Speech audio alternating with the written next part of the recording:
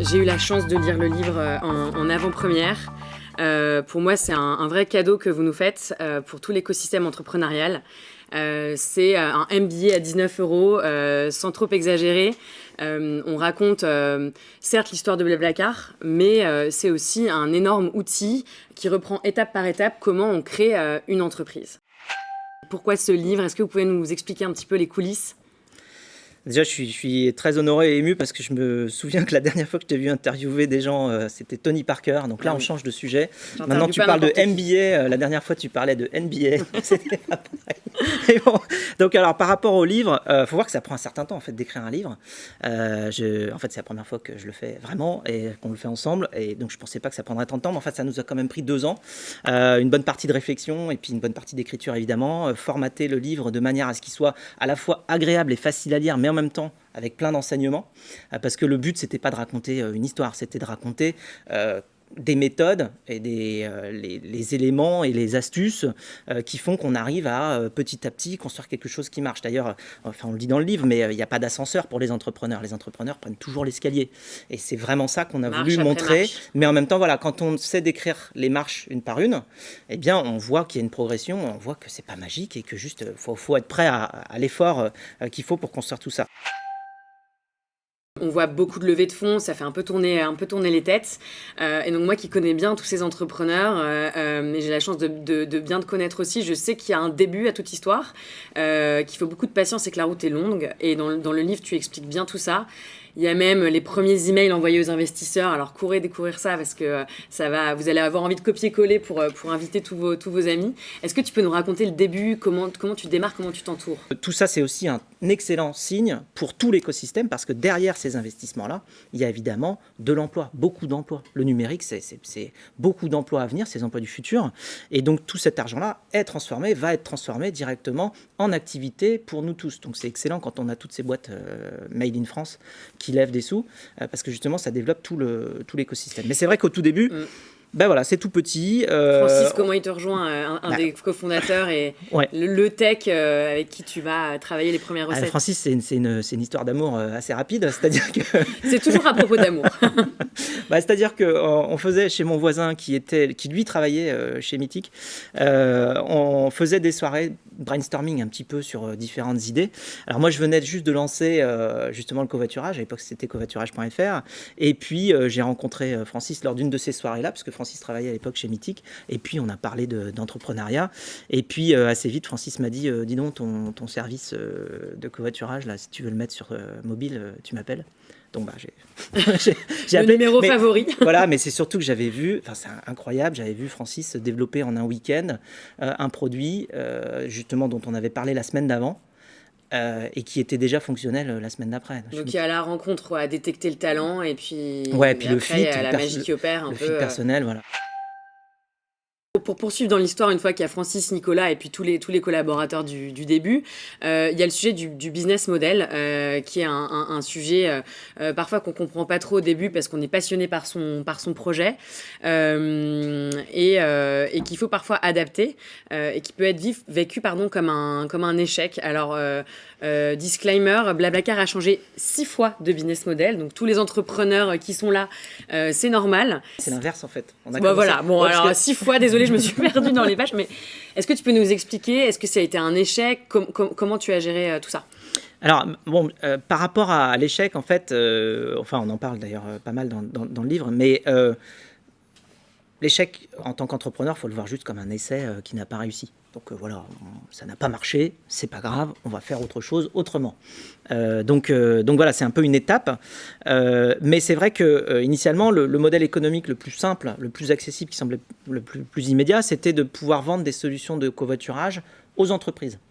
Et donc on a fait, donc ça s'appelle du B2B pour le coup, donc c'est business to business. Donc on vend une plateforme de covoiturage à une entreprise qui veut que ses employés covoiturent. Sauf que à l'époque, on était encore en plus sur le web et pas vraiment sur les mobiles. Il faut se rappeler que quand Blablacar a démarré, donc 15 ans, il y a 15 ans, les smartphones, ils n'étaient pas très smart. Et puis surtout, on avait un rythme de vente de plateformes de covoiturage aux entreprises qui était linéaire, on va dire, enfin en tout cas lent, et puis une progression d'usage sur Blablacar qui était en forme d'exponentielle, c'est-à-dire que voilà, il y a de plus en plus de monde qui se connectait. Donc on avait des coûts qui étaient relatifs à cette croissance exponentielle. Donc ça, les coûts, ils étaient exponentiels. Par contre, nos revenus étaient linéaires. Donc pour ceux qui ont fait un petit peu de maths, ça tient pas longtemps en fait. Il y a un moment où les deux se croisent et c'est terminé. Enfin, on va juste creuser un trou de plus en plus grand chaque jour dans la trésorerie et pas de poussette de luxe pour les copains. Et pas non, voilà, rien du tout. Donc du coup, il fallait changer de business model. Alors, on en a essayé plein, on en a essayé 6, donc au final, pour finalement trouver le modèle économique qu'on a aujourd'hui, qui est parfaitement indexé sur la croissance de la société, c'est-à-dire que plus il y a de monde qui utilise le service, plus il y a de revenus, et puis plus il y a de coûts aussi, donc ça on l'a bien vu, plus il y a de gens qui utilisent le service, plus il y a de coûts, mais là du coup on équilibre avec des revenus qui viennent en face des coûts. C'est la base, on va dire, mais c'est vrai que c'est extrêmement important, toute cette recherche de modèle économique, il ne faut pas s'essouffler sur la route, il ne faut pas s'arrêter, c'est normal d'essayer, de réessayer, de changer, et donc c'est ce qu'on a fait. On décrit les 6 modèles économiques qu'on a essayé. Il faut beaucoup itérer. Et évidemment, le modèle économique, c'est une question clé pour tous les entrepreneurs. Mais même bien au-delà des nouvelles sociétés, toutes les sociétés existantes se posent des questions sur leur modèle économique. Est-ce qu'un pivot est nécessaire? Quel type de transformation il faut faire? Est-ce qu'il faut ajouter des plateformes à nos activités existantes, etc. Donc le livre va résonner non seulement avec les entrepreneurs, mais aussi avec beaucoup de porteurs de projets dans des organisations établies. Et vous avez des exemples de marques comme ça qui se sont cherchées? Oui, il y a beaucoup d'exemples de sociétés établies qui rajoutent des services complémentaires. On peut penser à Ikea, donc pour monter ses meubles, ou pour recycler ou reconditionner les meubles aussi. Ikea fait ça. On peut penser aux livres d'occasion avec Cultura, ou à tous les services de proximité qu'offre Leroy Merlin, par exemple. Il y a le sujet de la marque, qui est un sujet qui est très cher à Frédéric, sur lequel on a aussi beaucoup travaillé au sein du Galion.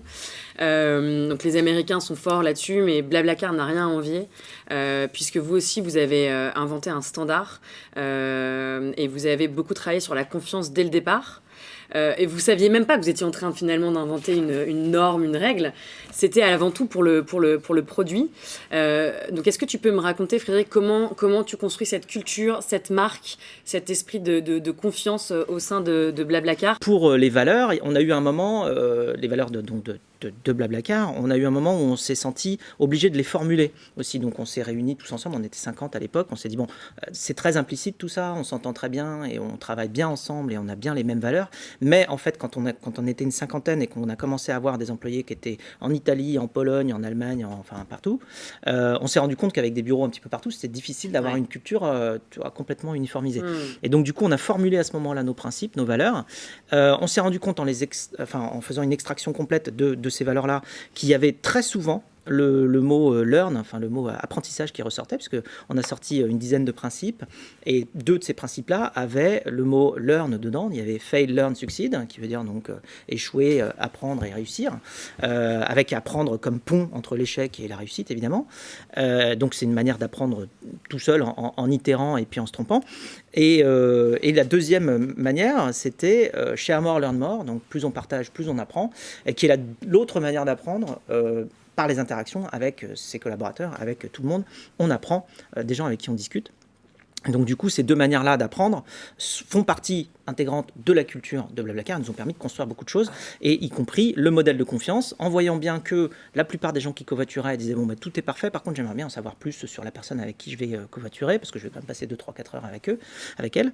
Et donc du coup, petit à petit, on a rajouté plein d'éléments de confiance, et on s'est rendu compte que ce qu'on était en train de faire, et on l'a abordé de manière assez théorique, c'était une construction d'un modèle de confiance qui permet de faire grandir une communauté de quelques centaines ou quelques milliers de personnes à quelques millions ou quelques dizaines de millions de personnes, aujourd'hui 100 millions de personnes, comme tu le disais, dans le monde, puisque en fait on a un modèle dans lequel, quand vous allez covoiturer, vous savez beaucoup de choses sur la personne avec qui vous allez covoiturer. Ce qui est intéressant aussi dans le système de valeurs de Blablacar, c'était des valeurs actions. Et ça, c'est assez nouveau, parce qu'en fait, on avait des valeurs dans les grandes entreprises qui étaient assez statutaires. Et là, c'est fail, learn, succeed. Donc c'est comme si tu disais aussi aux collaborateurs, allez-y, vous pouvez être en situation d'échec. Donc en fait, c'est un peu des valeurs actions qui permettent de passer en mouvement. Oui, parce qu'en fait, tous nos principes sont implémentés, j'ai envie de dire, enfin en tout cas, ont une réalité concrète dans la société. Quel conseil tu peux donner peut-être rapidement, Frédéric, si on souhaite se développer à l'international ? Oui, alors on en parle beaucoup effectivement dans le livre parce que il y a 3 phases. Il faut se préparer, il faut faire une expansion, puis ensuite il y a l'atterrissage. C'est-à-dire qu'il ne faut pas croire que juste se lancer à l'international, ça s'improvise du jour au lendemain. Il faut que la société, la structure soit préparée avec sa marque, avec son produit, avec sa culture. Il faut déjà dans son quotidien, il y ait la notion que on est juste au début de quelque chose qui va qui va passer les frontières françaises. Alors, ce qu'on a fait, c'est que on a un petit peu essayé toutes les méthodes pour l'internationalisation. On a fait à la fois essayer de créer une équipe sur place directement, ce qui est très très difficile, mais on a aussi fait un effet d'acquisition, ce qu'on appelle l'acqui-hire, donc l'acquisition, tu vois, recrutement, où du coup tu peux avoir une petite équipe dans un pays qui a lancé le service, et puis du coup tu lui dis on va joindre nos forces et puis on va être plus fort ensemble, et à ce moment-là tu as un patron de pays qui est très très impliqué et qui a envie de développer ça, et il le développe avec les moyens qu'une société justement comme BlaBlaCar International apporte. Puis tu as aussi la solution spin-off où tu as des gens de ton équipe qui ont la culture du pays dans lequel tu veux aller, et donc à ce moment-là ils se déplacent, ils vont dans le pays. Ce qui est assez intéressant et surtout inédit, c'est que BlaBlaCar c'est pas un copycat. C'est-à-dire que c'est pas une idée qui vient des États-Unis et qui a été développée en France. C'est plutôt l'inverse, en fait. Et on en parle d'ailleurs du copycat dans le livre. Mais donc, BlaBlaCar, le concept est né en France et ensuite s'est étendu à l'international. Et nous, c'est ça qu'on trouvait assez intéressant. Il y a quelque chose d'assez extraordinaire aussi dans ce livre, c'est qu'il y a Thomas Pesquet qui signe la préface. Préface de l'espace. Préface de l'espace. En plus, il l'a écrite là-haut. Incroyable. Ouais. Pourquoi Thomas Thomas, il fait rêver. Ouais. Il se trouve aussi que j'ai la chance de le connaître par ailleurs, c'est un ami, et donc du coup il y a un parallèle en fait, on se rend compte, entre une mission spatiale et une mission entrepreneuriale. Pourquoi ? Parce que ça prend tout en fait, ça prend tout notre être pendant une dizaine d'années, avec un but, c'est de faire marcher cette chose-là. Alors ça peut être aller voir les étoiles de plus près, ça peut être aussi justement étendre un service le plus largement possible sur la planète, et donc il y a une notion de mission totale, complète, de dévouement, quoi. De dévouement, puis d'objectifs qu'on ne lâche pas, et qui fait qu'on va mettre à disposition toutes ces facultés mentales et physiques pour faire aboutir cette mission-là. On va être une sorte de missionnaire aussi, à essayer de convaincre tous les gens qu'on croise sur notre route que en fait cette chose-là est géniale et doit exister, et donc on va pouvoir aller le construire ensemble. Donc il y a ce côté mission parallèle entre une mission spatiale et une mission entrepreneuriale, et donc on a mis la préface, on a eu la chance d'avoir Thomas Pesquet qui était enthousiaste à l'idée de préfacer cet ouvrage-là pour justement nous aider à tous à aller plus loin et à arriver encore plus fort. C'est toujours un sujet d'étoiles, des étoiles dans les yeux. Moi, Frédéric, je le connais, il a toujours les mêmes étoiles, année après année. Donc et notamment au moment de la sortie de ce livre. Zoé qui demande quel est le conseil que vous donneriez à une jeune ou à un jeune entrepreneur qui se lance ? De bien s'entourer, de s'habituer à parler de son projet et à écouter vraiment de la manière la plus attentive les retours que toutes les personnes peuvent nous faire autour, parce que le but d'une idée entrepreneuriale, c'est qu'elle fonctionne dans le monde qui nous entoure. Donc il faut bien qu'elle soit acceptable par toutes les personnes autour, et donc en fait il faut écouter les retours pour qu'elle soit compatible. Voilà. Et puis ensuite voilà, je pense qu'il faut avoir la passion pour son service ou son produit, pour la qualité de son produit, parce que voilà, ça va être tellement long et tellement quand même difficile et beaucoup de travail, que si on n'est pas passionné par ce qu'on fait, il y a des moments, je pense qu'on peut être un peu découragé. Donc c'est les deux choses, bien s'entourer et aimer son produit. Quelle est l'anecdote de BlaBlaCar qui vous a le plus surpris finalement ? C'est une anecdote, mais elle m'avait beaucoup parlé quand on avait discuté ici d'ailleurs. C'est le moment où on réalise que c'est un vrai réseau de transport, et il y a quelqu'un qui a une greffe d'organes, qui t'envoie un texte et qui dit merci BlaBlaCar, parce que grâce à vous j'ai pu avoir cette intervention. L'organe qui est arrivé des États-Unis, qui s'est posé à Roissy et qui ensuite a fait Roissy jusqu'à, je crois que c'est Poitiers, CHU de Poitiers, en covoiturage, parce que c'était le plus rapide. et que là, du coup, il est arrivé à temps pour être greffé, et c'est vrai que... C'est fort aussi. Et c'est là qu'on se rend compte que c'est au-delà de juste une société ou une app, on a vraiment quelque chose qui sauve des vies dans ce cas. Ouais. Merci à vous trois, bravo pour ce livre. Allez l'acheter dans toutes les bonnes librairies. Rendez-vous chez Erol pour ceux qui sont à Paris.